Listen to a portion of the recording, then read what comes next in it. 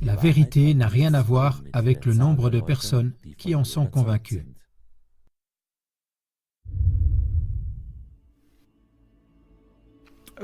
Si vous avez plus de 40 ans, vous vous souvenez probablement du 28 janvier 1986. C'était le jour d'une grande catastrophe de la NASA, devant la côte de Cap Canaveral en Floride. À 11h38 et 73 secondes après son lancement, la navette spatiale Challenger 23 a été pulvérisée par une énorme explosion au-dessus de l'Atlantique. Tous les 7 membres de l'équipage ont trouvé la mort, c'est-à-dire les 5 astronautes de la NASA et 2 spécialistes de charge utile.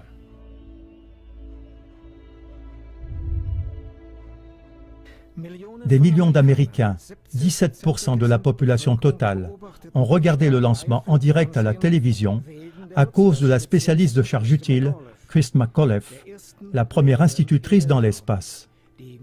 Le reportage médiatique sur l'explosion était riche et varié. Une étude montre que 85% des Américains interrogés en avaient entendu parler dans l'heure qui a suivi l'accident. Le monde entier était en état de choc. Le monde entier a pris part à la tristesse et au deuil pour les victimes de la navette spatiale.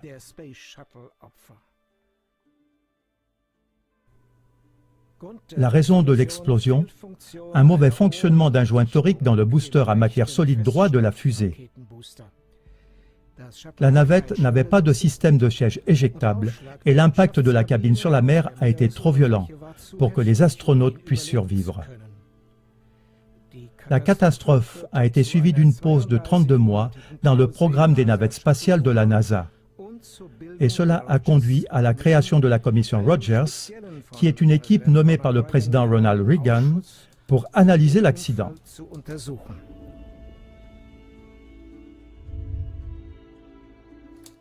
Voici les noms des 7 membres de l'équipage de Challenger. Premier, Francis Richard Scobie, commandant. Deuxième, Michael John Smith, pilote. Troisième, Ronald McNair, spécialiste de la mission. Quatrième, Alison Onozuka, spécialiste de la mission.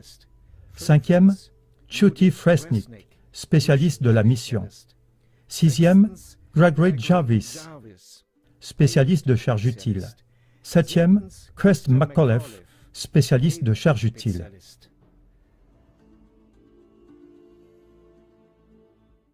Mais voyons la chose incroyable.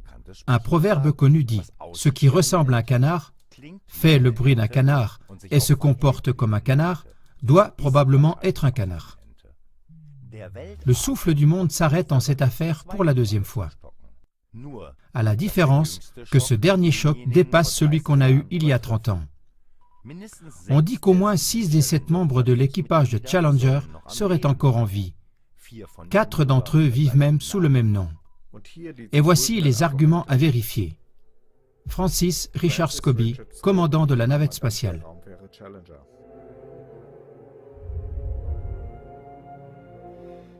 Francis Richard Scobie est né le 19 mai 1939 et était le commandant de la navette spatiale Challenger à l'époque. Exactement 30 ans après la chute de Challenger, on l'a découvert comme PDG de Cows in Trees. Cows in Trees était et est encore de nos jours une entreprise de publicité à Chicago. Si vous regardez ici ces 2 images, vous remarquez certainement au moins 3 choses qui se ressemblent beaucoup. Premièrement, ce front également haut et les mêmes sourcils. Et aussi les yeux, qui tirent un peu vers le bas à leur extrémité. Et toutes ces choses sous son 2e prénom Richard et le même âge. La photo de droite du PDG Richard Scobie se trouve aussi sur la page LinkedIn. Quand on visite le site web de Cows in Trees, et je l'ai fait ici, on tombe sur une animation avec une vache propulsée par fusée. Et le tourbillon de poussière forme le nombre 6. Le tout nous rappelle très fortement la navette spatiale Challenger à la télévision, quand elle a explosé en plein vol. Peut-on imaginer humour plus noir? Michael J. Smith, pilote de Challenger.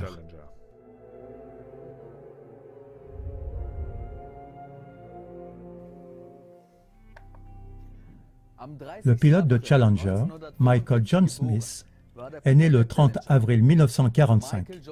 Il avait 41 ans lorsqu'il a trouvé la mort dans l'explosion il y a 30 ans.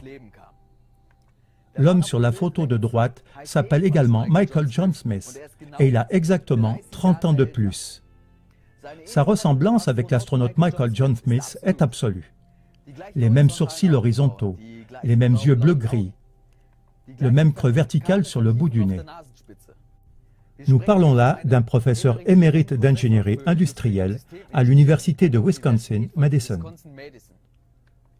L'adresse e-mail de Michael John Smith est mgsmith@k.wisc.edu. Ronald McNair, spécialiste de la mission de Challenger.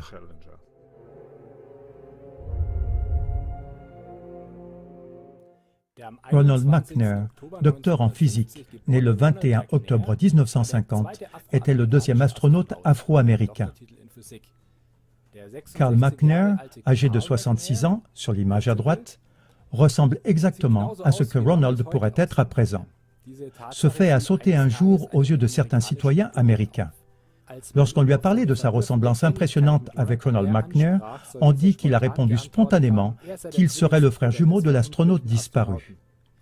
Mais parce que la ressemblance était flagrante à tous égards, certains Américains ont commencé à douter de cette affirmation. Mais pour ne pas publier des affirmations en l'air, ils ont commencé à faire des recherches. Jusqu'à présent, il n'était pas connu que Sir Ronald McNair décédé avait un frère jumeau. Sur Carl McNair, on a pu découvrir tout ce que l'on peut imaginer. Ainsi, par exemple, qu'il est écrivain, conseiller de formation et orateur passionnant, qu'il est le fondateur et le président émérite de la fondation Ronald McNair qu'il a créée en l'honneur de son frère disparu. Il n'y a qu'une chose que l'on n'a pas pu déceler au moment de la recherche à l'époque, ce sont des indications avant 1986 sur un frère jumeau de Ronald McNair nommé Carl. J'ai recherché sur Ancestry.com un dénommé Carl McNair qui prétend être le frère de l'astronaute McNair. Le site de Carl S. McNair, Linker-Seite, dit que son anniversaire serait le 16 décembre. Le site Wikipédia pour Ronald McNair dit que ses parents sont Carl C. et Pearl M. McNair. Alors j'ai cherché dans Ancestry.com tous les enregistrements de naissance et de baptême d'un dénommé Carl McNair qui serait né le 16 décembre et dont le père s'appellerait Carl McNair et la mère Pearl McNair. Le résultat de la recherche. Il y a seulement un enregistrement dans les actes de naissance du Texas entre 1903 et 1932.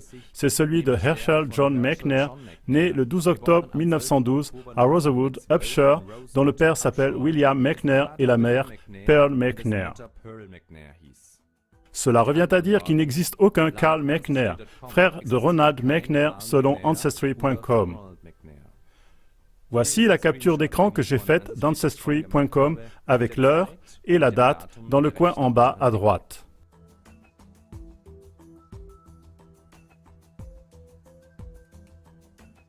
Pour être bien sûr, j'ai répété ma recherche sur Carl McNair. Cette fois-ci, j'ai réduit la recherche à Carl McNair, dont le nom du père était McNair et le prénom de la mère Pearl. Je n'ai trouvé aucun Carl McNair dont le nom du père était McNair et le prénom de la mère Pearl.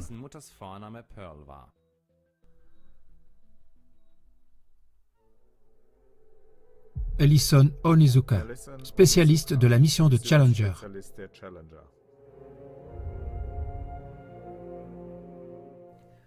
Un autre spécialiste de la mission de Challenger, Ellison Onizuka, le premier astronaute américano-japonais.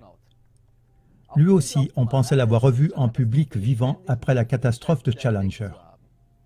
Quand on lui a demandé comment il pouvait être vivant, on dit qu'il se serait défendu en répondant être Claude, le frère jumeau de l'astronaute Ellison Onizuka, mort dans l'accident.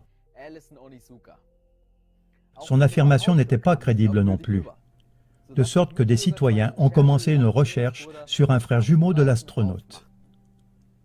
L'astronaute Ellison Onizuka était né le 24 juin 1946 à Hawaï. Aucun registre de naissance ne parlait d'un frère jumeau Claude au moment de cette recherche-là. Alors, on dit qu'il a prétendu être le frère cadet d'Ellison Onizuka. Si Ellison était encore vivant, il ressemblerait exactement à son frère cadet sur cette photo. Les mêmes sourcils, les mêmes yeux, les mêmes pas de doigts, le même nez, voire même la même raie dans ses cheveux. Claude Onozuka est un membre du directoire du département pour le contrôle de l'alcoolémie dans le County of Hawaii à Hilo, Hawaï.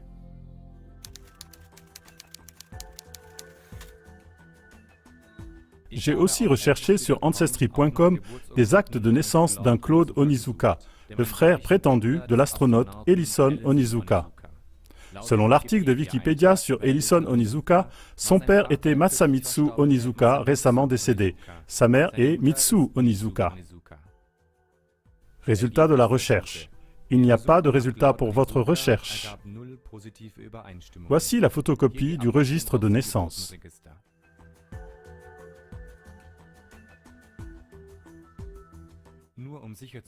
Par acquis de conscience, j'ai répété ma recherche sur Claude Onizuka, cette fois-ci sans indiquer les noms des parents. Il y avait 36 résultats, aucun d'entre eux n'était notre Claude Onizuka. Cela revient à dire que selon Ancestry.com, personne dont le nom serait Claude Onizuka n'est jamais né aux États-Unis. Judith Resnick, spécialiste de la mission Challenger.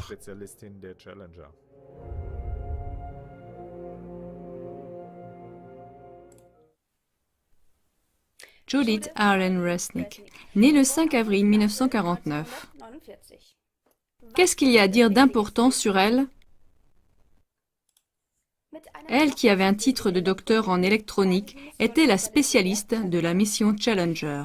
Elle était la seconde astronaute américaine féminine et la toute première astronaute judéo-américaine qui ait volé dans l'espace. Et à partir de maintenant, ça commence à devenir intéressant. En effet, au collège Yale Law School, il y a la chaire d'un professeur qui s'appelle pareillement Judith Resnick. Cela peut arriver, le même nom. Mais ce qui est étonnant, c'est que non seulement elle a exactement 30 ans de plus que l'astronaute Judith Resnick, décédée il y a 30 ans, mais qu'elle s'appelle exactement pareil, qu'elle a la même allure et la même voix que l'astronaute de la navette spatiale décédée. Et qu'est-ce qu'elle fait à présent au collège Yale Law School? Elle y a le titre de professeur de droit à Arthur Lehman. Et maintenant, revenons à la comparaison. Exactement comme l'astronaute Judith Resnick, ce professeur a les cheveux foncés et frisés, la même forme de sourcils et les mêmes lignes des deux côtés du visage qui montent à partir du menton.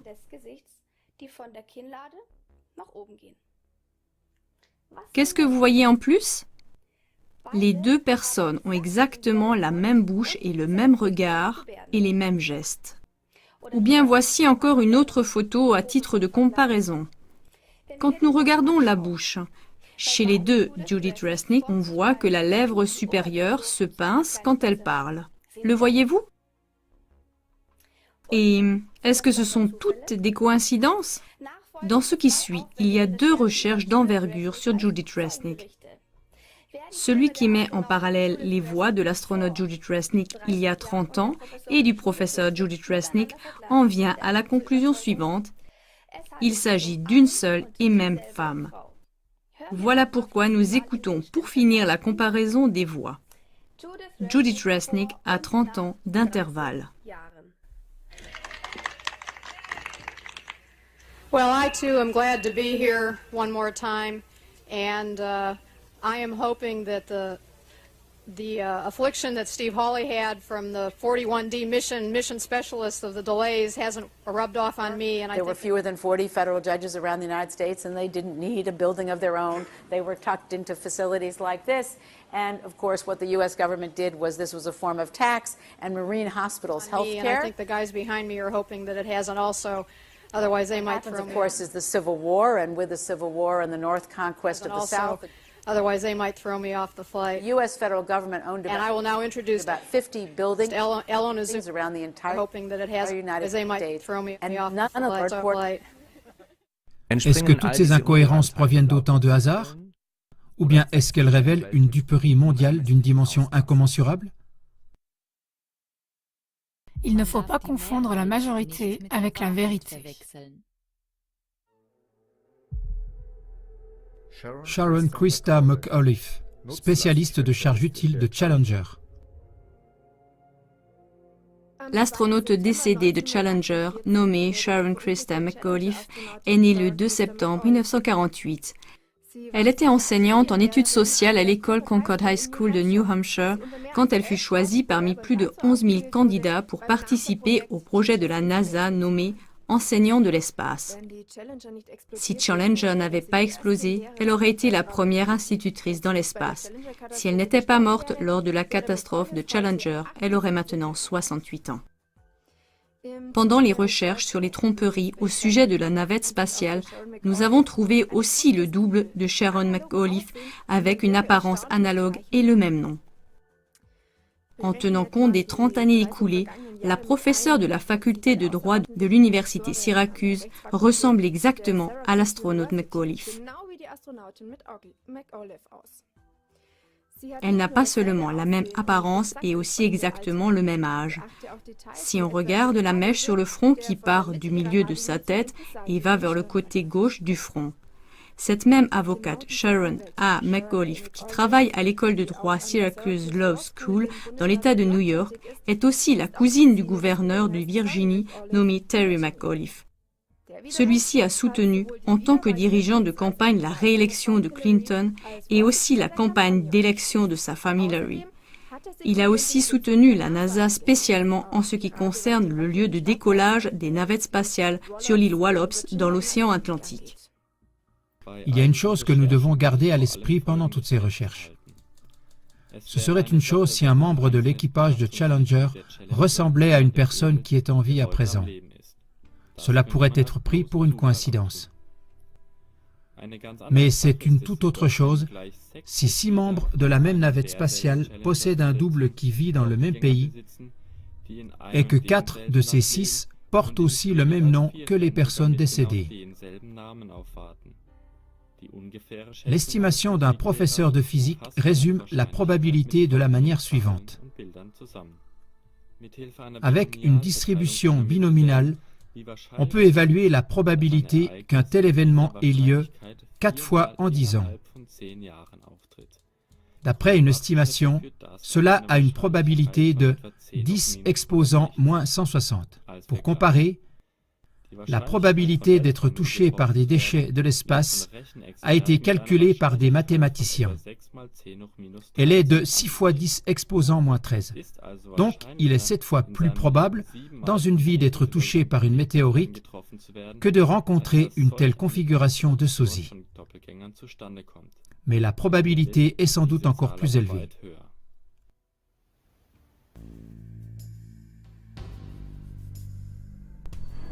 De quel genre de personnes la NASA se compose-t-elle pour que ces gens soient capables de mentir au monde entier pendant 30 ans?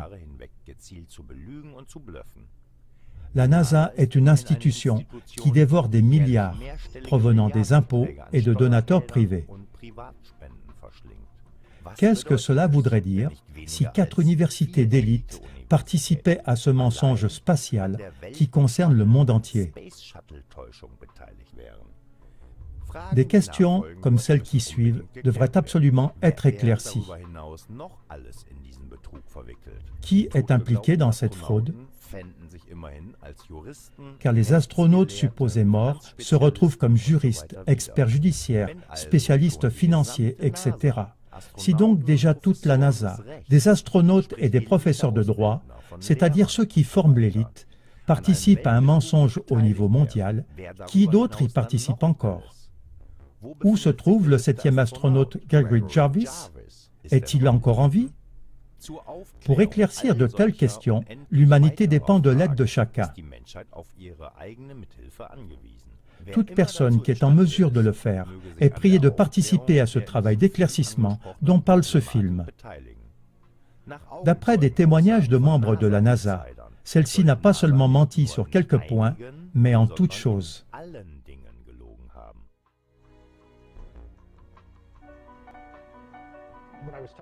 Quand j'ai parlé avec cet homme de Balcom qui travaille pour la NASA et que nous avons discuté à propos de ce mensonge, tout ce qu'il m'a dit était différent de la prétendue vérité dont on nous avait parlé jusqu'alors.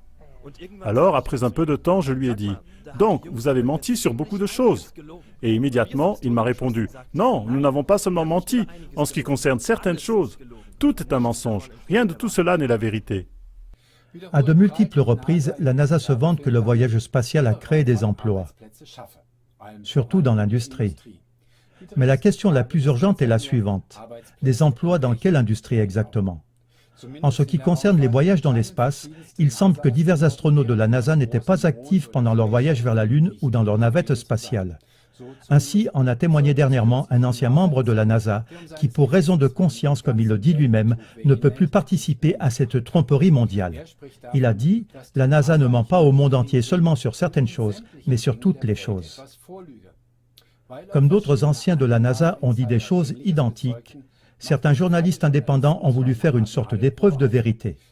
Ils se sont placés avec une Bible à la main devant tous les astronautes glorifiés par le monde entier et leur ont demandé de jurer sur la Bible qu'ils étaient vraiment allés sur la Lune et qu'ils n'avaient pas menti au monde. Mais écoutez et voyez par vous-même.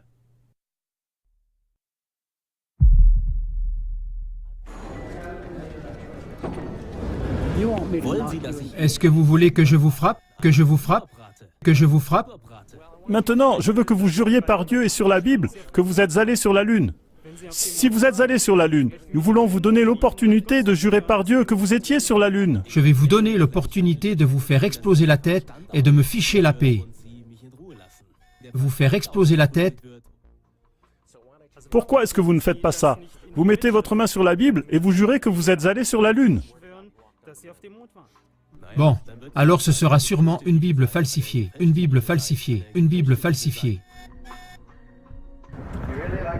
Vous aimez les aventures. Vous êtes celui qui a dit qu'il a marché sur la Lune alors que ce n'est pas vrai. Vous avez inversé les faits et les avez présentés faussement. Sortez de mon chemin. Vous êtes un lâche, un menteur et un voleur. Vous êtes un lâche, un menteur et un voleur. Vous êtes un lâche, un menteur et un voleur. Vous parlez à la mauvaise personne. Pourquoi ne parlez-vous pas avec les responsables de la NASA? Nous ne sommes que des passagers, des gens qui participent à un vol, des gens qui participent à un vol. Je ne frappe pas les gens, mais vous serez par terre si vous ne partez pas maintenant. Dehors! Je ne frappe pas les gens, mais vous, je ne frappe pas les gens, mais vous, je ne frappe pas les gens, mais vous, je ne frappe pas les gens, mais vous... Ok, vous prenez vos affaires et vous foutez le camp. Je dis que tout ça, c'est de la merde. C'est de la merde. C'est de la merde. Si les ombres sur la Lune étaient du mauvais côté ou pas, je ne m'occupe pas de cette merde. Merde, merde, merde. Dans l'espace ont été falsifiés. Falsifié? Exactement. Nous avons un enregistrement audio authentique du Joint Space Center. Des conneries tout ça.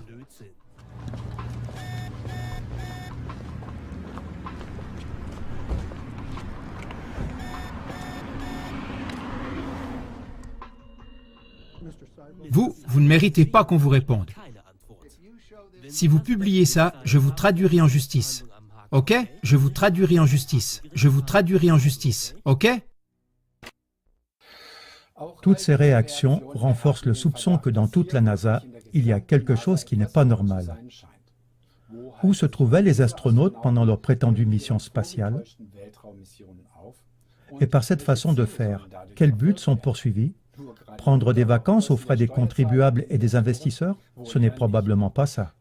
Quels rêves sont-ils en train de réaliser si pendant leur voyage spatial connu du monde entier, ils ne se trouvent pas dans une fusée?